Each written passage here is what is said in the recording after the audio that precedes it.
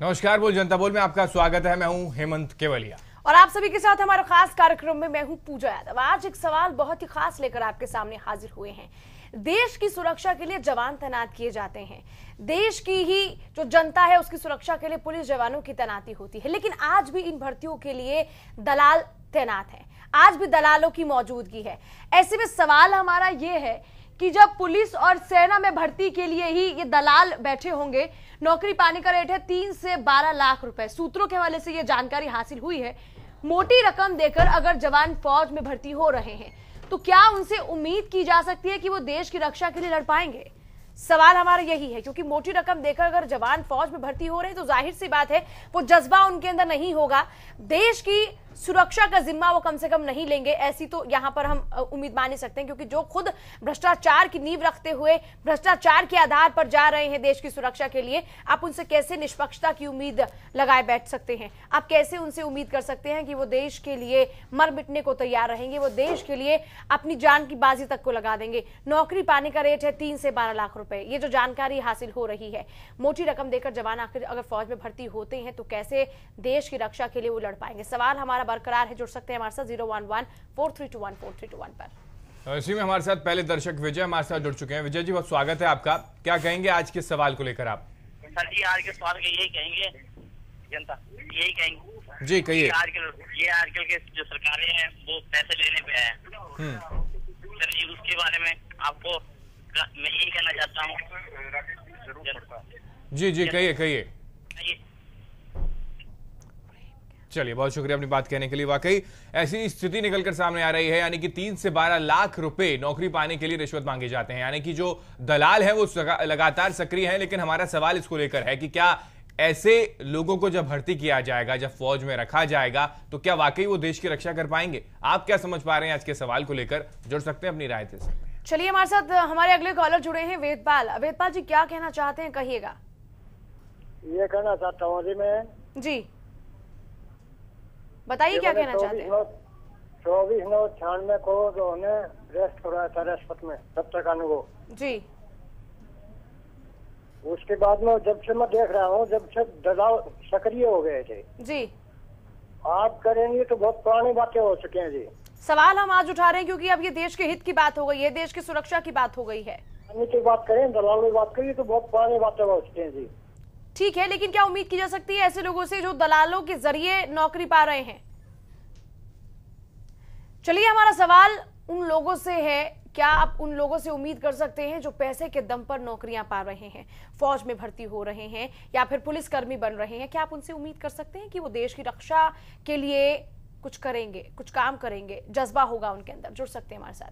बिल्कुल, अगर मोटी रकम देकर फौज में भर्ती की जाएगी तो ऐसे में देश जो है वो सुरक्षा के लिहाज से किस स्तर पर होगा ये भी आप समझ सकते हैं, क्योंकि मोटी रकम दे दी गई और उसके बाद उनको फौज में भर्ती किया गया है। सेवा सिंह जी हमारे नियमित दर्शक हमारे साथ जुड़ चुके हैं। सेवा सिंह जी, बहुत स्वागत है आपका बोल जनता बोल में। आज के सवाल पर आप क्या समझ रहे हैं? नमस्कार सर। जी नमस्कार सर, देखिए, जो जिसका जन्म ही भ्रष्टाचार से हुआ है, वो कहीं अगर उसकी ड्यूटी कहीं बॉर्डर पे लगती है तो जाली नोट भी आएंगे, स्मैक भी आएगी, वो तो देश के लिए खतरा बन गया।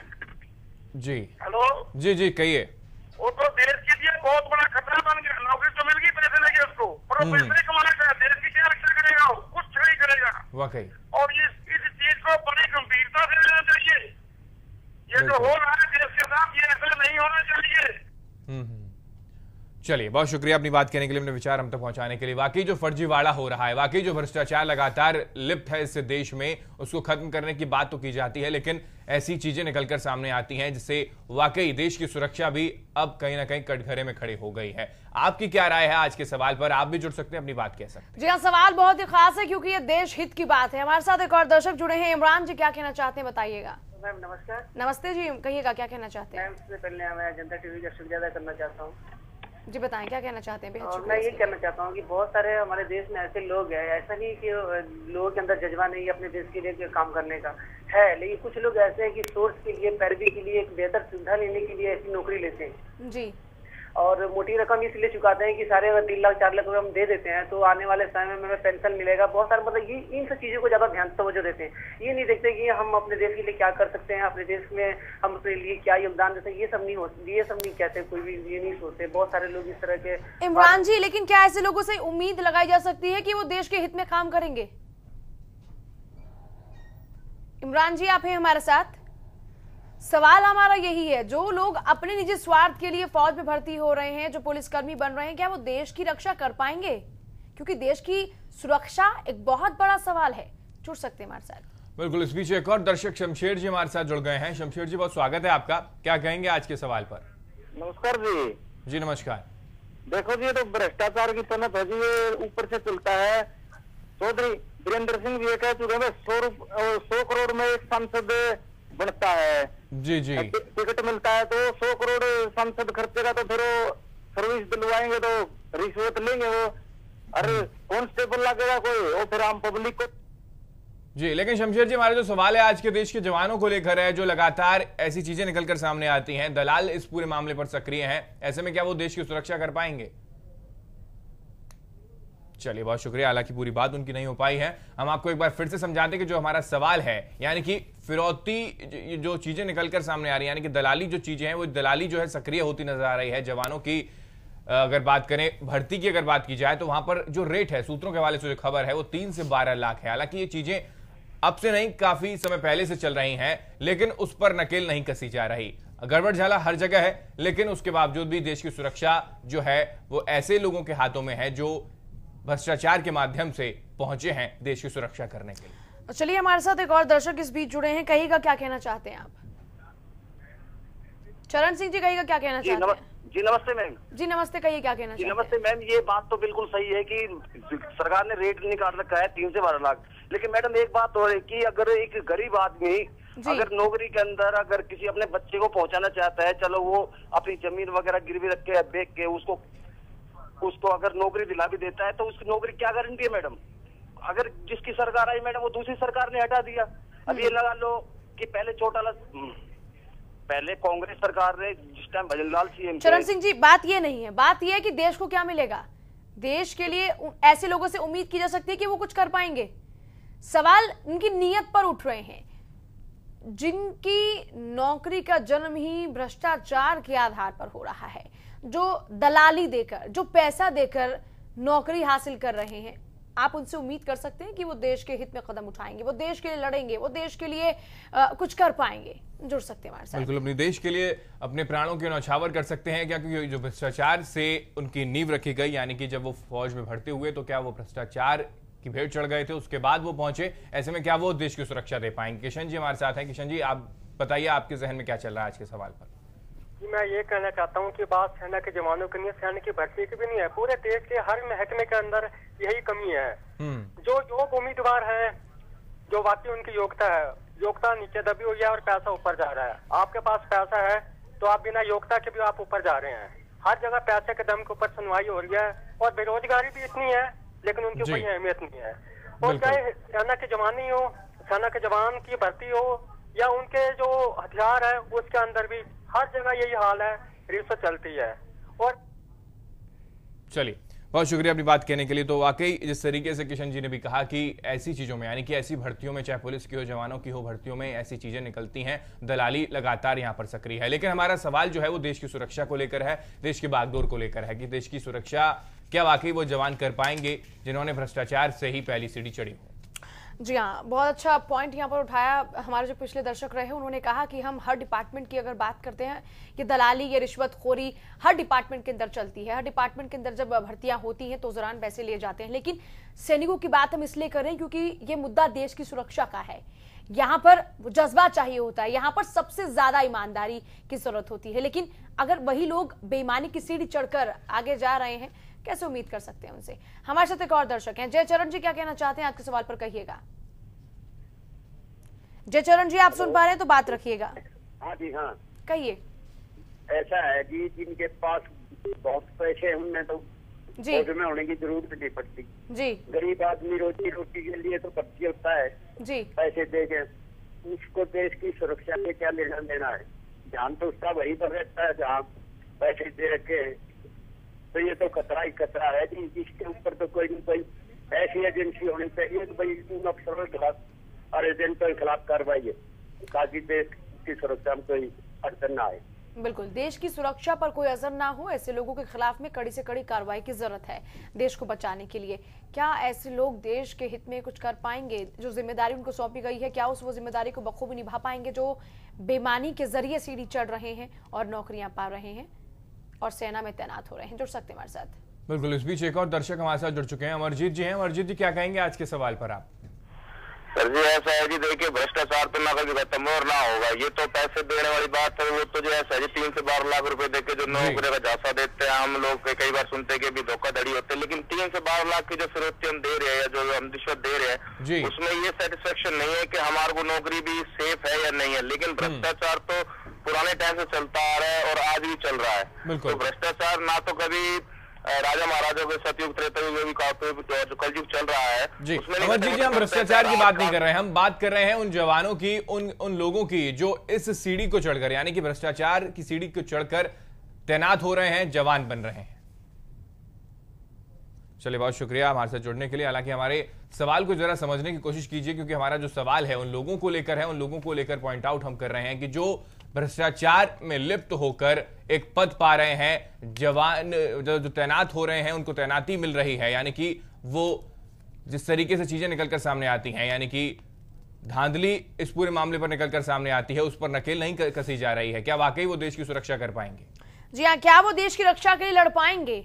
हमारा सवाल यही है, हम चाहेंगे कि आप इसी पर केंद्रित रहें। हमारे साथ में जर्नैल सिंह जी हैं।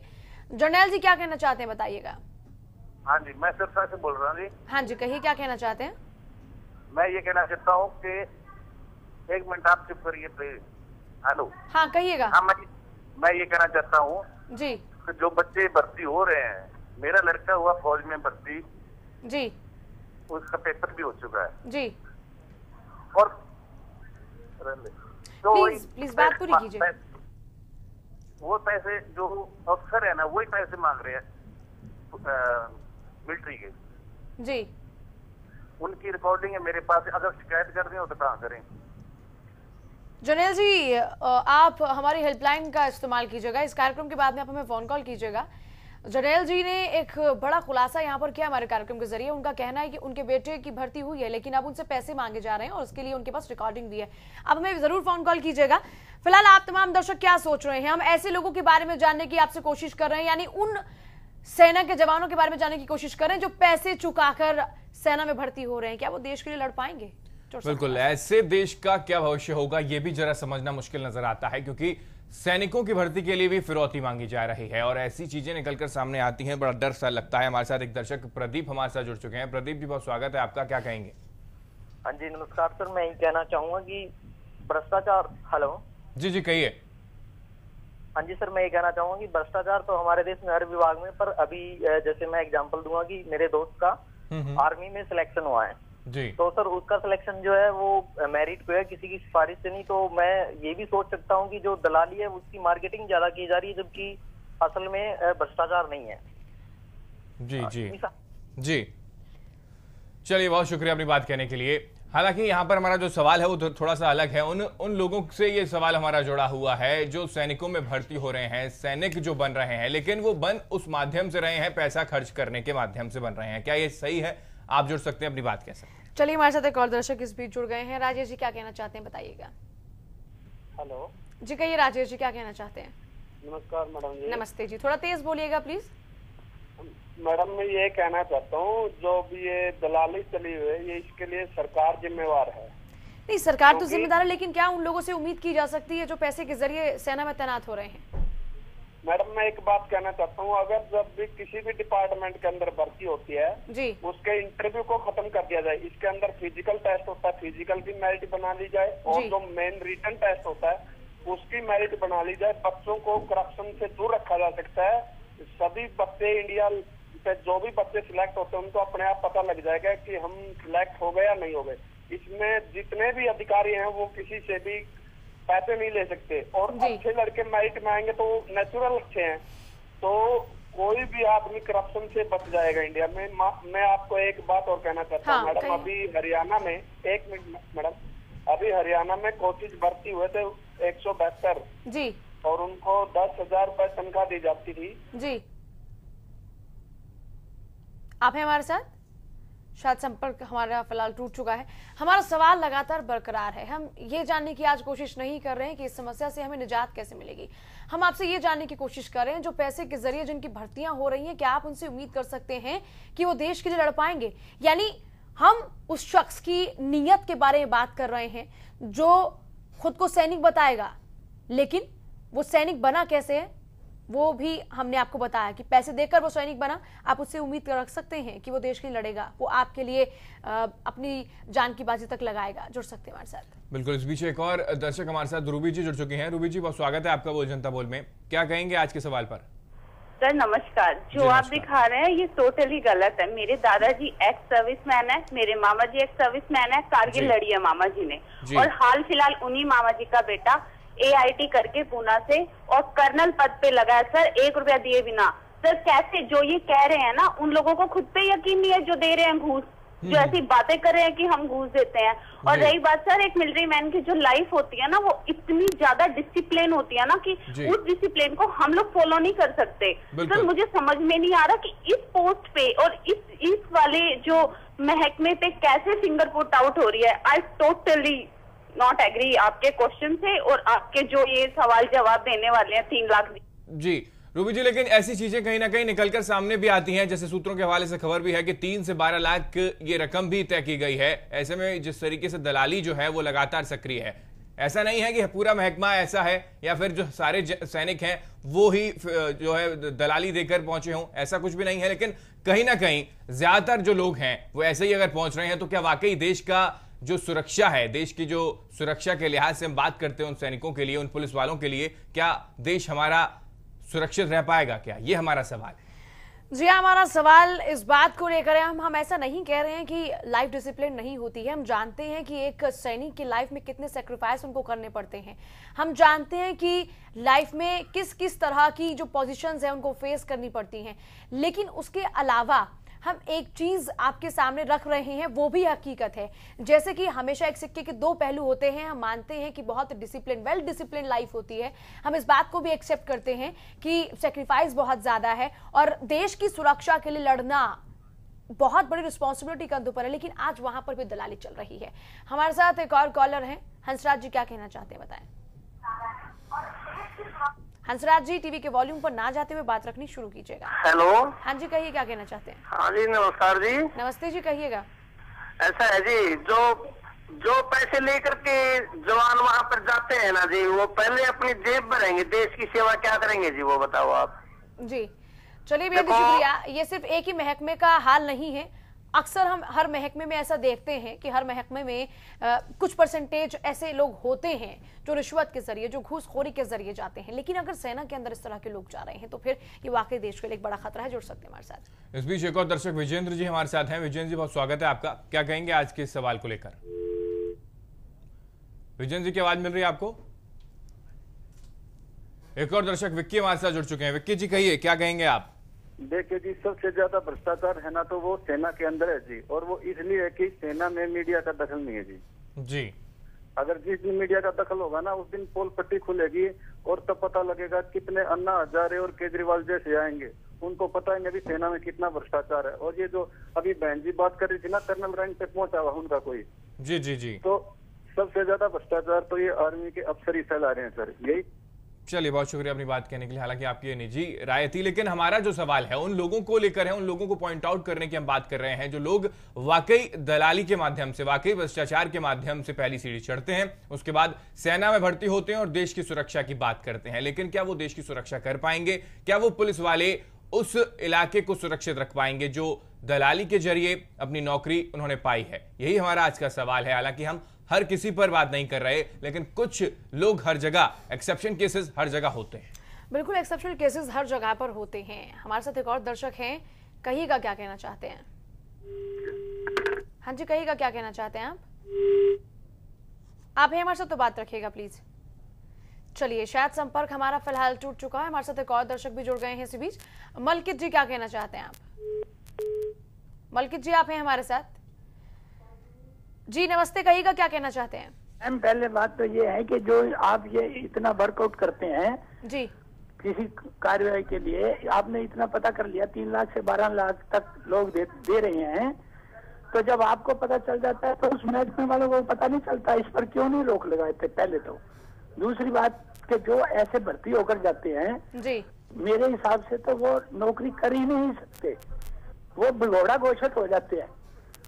और अगर इसको आप करें और जैसे महकमे में जिस महकमे में ये पैसे दिए जा रहे हैं, ये जो ले रहा है और दे रहा है, इन दोनों को पकड़कर बंद करें और इनका एक।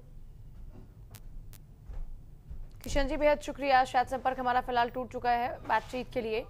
अगर आप लोग अपने घर में चैन सुकून से सो रहे हैं तो वो सिर्फ इन सैनिकों की वजह से हैं जो ईमानदारी से अपने काम को कर रहे हैं, जो सेना पर तैनात हैं और हमारी सुरक्षा कर रहे हैं, देश की सुरक्षा कर रहे हैं। लेकिन अगर यहाँ पर भी घूसखोरी चलेगी तो आप ऐसे लोगों से कैसे उम्मीद रख सकते हैं कि वो देश की रक्षा कर पाएंगे? जुड़ सकते हैं हमारे साथ। बिल्कुल, ऐसे डिपार्टमेंट में भी रिश्वत अगर सक्रिय हो जाएगी तो कहीं ना कहीं जो देश की जो सुरक्षा है वो उस पर बट्टा बैठ जाएगा और इसका खामियाजा कहीं ना कहीं हम लोगों को भुगतना पड़ेगा। किशन एक और हमारे साथ, हमारे दर्शक हमारे साथ जुड़ चुके हैं। किशन जी बहुत स्वागत है आपका, आज के सवाल पर क्या कहेंगे? हाँ जी, हेलो जी कहिए। सर जी, मैं ये कहना चाहता हूँ आज के सवाल पे कि सर जी जो पैसे लेते हैं वो तो देश की रक्षा कर रहे हैं, सरकार की गलती है। सरकार हमें ऐसी बनानी चाहिए जो हिस्से में हो। जी हाँ जी, सरकार जो हरियाणा के अंदर हरियाणा का मुख्यमंत्री आने वाला गोपाल कांडा होगा। ठीक है, चलिए बहुत शुक्रिया अपनी बात कहने के लिए। तो लगातार हम यही जानने की कोशिश कर रहे हैं आपसे कि आपके जहन में क्या सवाल उठ रहा है, आपके जहन में क्या इस सवाल का जवाब निकलकर सामने आता है, क्योंकि ऐसी चीजें लगातार हम देखते हैं, ऐसे रिश्वतखोरी के मामले जो है लगातार सामने भी आते हैं। हालांकि पूरा डिपार्टमेंट ऐसा नहीं कहा जा सकता, लेकिन कुछ लोग ऐसे भी हैं जो इस रिश्वत के माध्यम से सेना में भर्ती होते हैं। उन लोगों के लिए आप क्या समझ पा रहे हैं? जैसे कि हमने पिछली बार जिक्र किया कि अगर हम आज अपने घर पर चैन से सो रहे हैं तो ये सिर्फ और सिर्फ उन्हीं सैनिकों की वजह से हैं। लेकिन अगर यहाँ पर भी घूसखोरी शुरू हो जाएगी तो फिर देश के लिए खतरा बन जाएंगे ऐसे लोग। हमारे साथ एक और दर्शक हैं, विजय जी क्या कहना चाहते हैं, कहिएगा। विजय जी बताएं क्या कहना चाहते हैं। मेरा कहना ये है जी कहिए क्या कहना। फौज की हो चाहे यहाँ पुलिस की हो, रिश्वत तो कहीं होनी नहीं चाहिए। जो साफ सुथरा आदमी जो भर्ती होगा, पुलिस में हो चाहे फौज में हो, तभी देश और प्रदेश तरक्की करेगा। रही बात नौकरी की, भाई रिश्वत ये जो बीच के दलाल है ना, इन लोगों। जी चलिए विजय जी बेहद ही शुक्रिया आपका बातचीत के लिए। हरियाणा में आज भी पुलिस और सेना में भर्ती के लिए लिए जाते हैं पैसे। नौकरी पाने के लिए रेट है 3 से 12 लाख। सूत्रों के हवाले से जो जानकारी हासिल हो पा रही है उसके मुताबिक मोटी रकम देकर अगर जवान फौज में भर्ती होते रहेंगे तो फिर कैसे